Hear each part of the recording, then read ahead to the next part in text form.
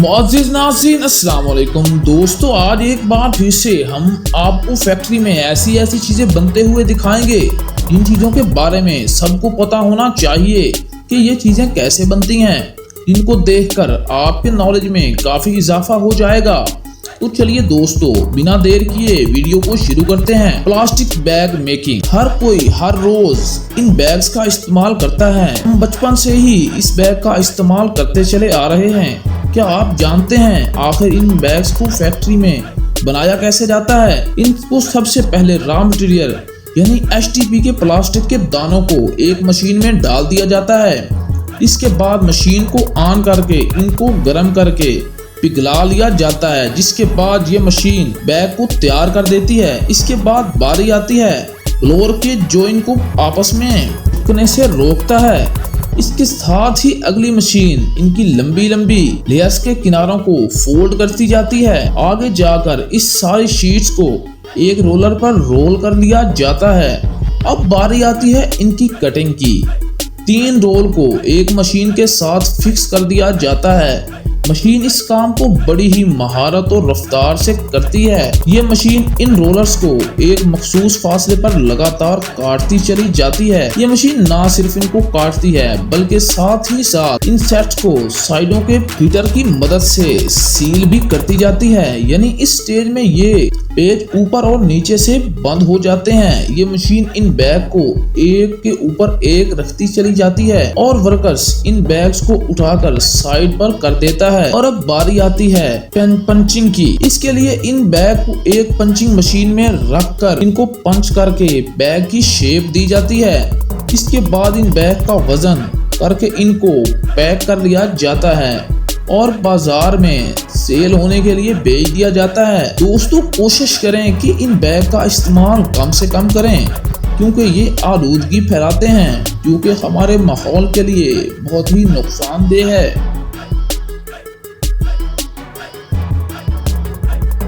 Wire nail manufacturing. दोस्तों, आपने किसी चीज को मोल्ड या फिर वुड को आपस में अटैच करने के लिए कील यानी वायर नेल का इस्तेमाल तो किया ही होगा।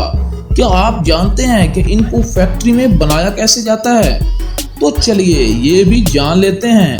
दोस्तों, आपने अलग टाइप्स के कील यूज किए होंगे, लेकिन इस फैक्ट्री में कील बनाने के लिए कार्बन स्टील का इस्तेमाल किया जा रहा है।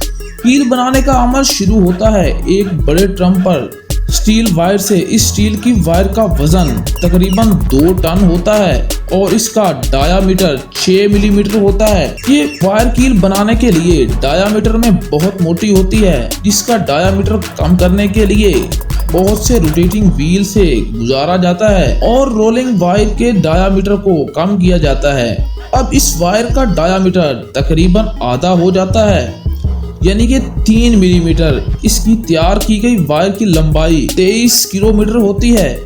अब इस स्टील की वायर को एक ऑटोमेटिक मशीन में डाल दिया जाता है।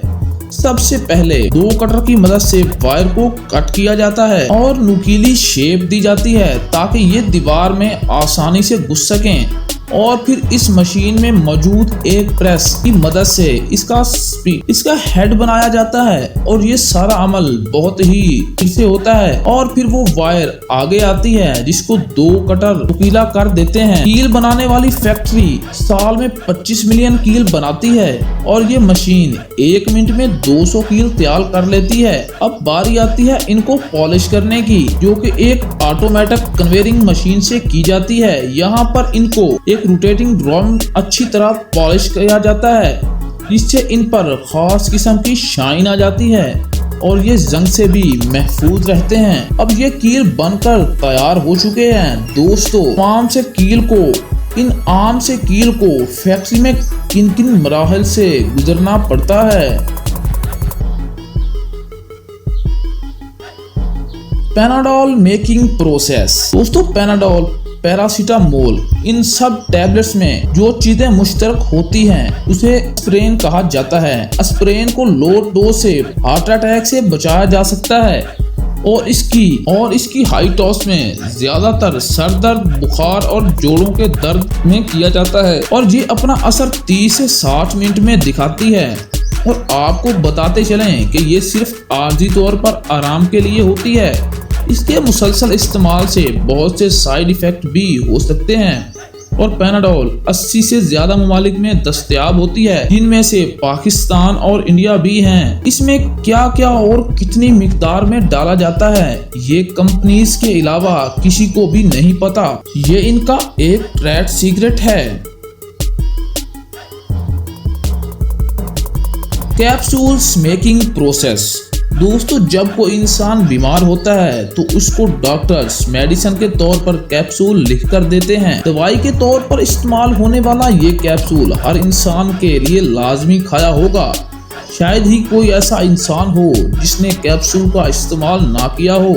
लेकिन दोस्तों, आप ये जानकर हैरान होंगे कि इस कैप्सूल को बनाने में खंजीर और दूसरे जानवरों का गोश्त का इस्तेमाल किया जाता है। दोस्तों, कैप्सूल का जो कोर होता है देखने में प्लास्टिक का लगता है, लेकिन दोस्तों ये कवर जेलेटिन से बना होता है। जेलेटिन। तो दोस्तों, आज की ये वीडियो आपको कैसी लगी कमेंट में जरूर बताइएगा। अगर आप रहमानी स्टूडियो पर न्यू हैं तो चैनल को सब्सक्राइब कर लें ताकि आने वाली हर नई वीडियो आप तक आसानी से पहुंच सके।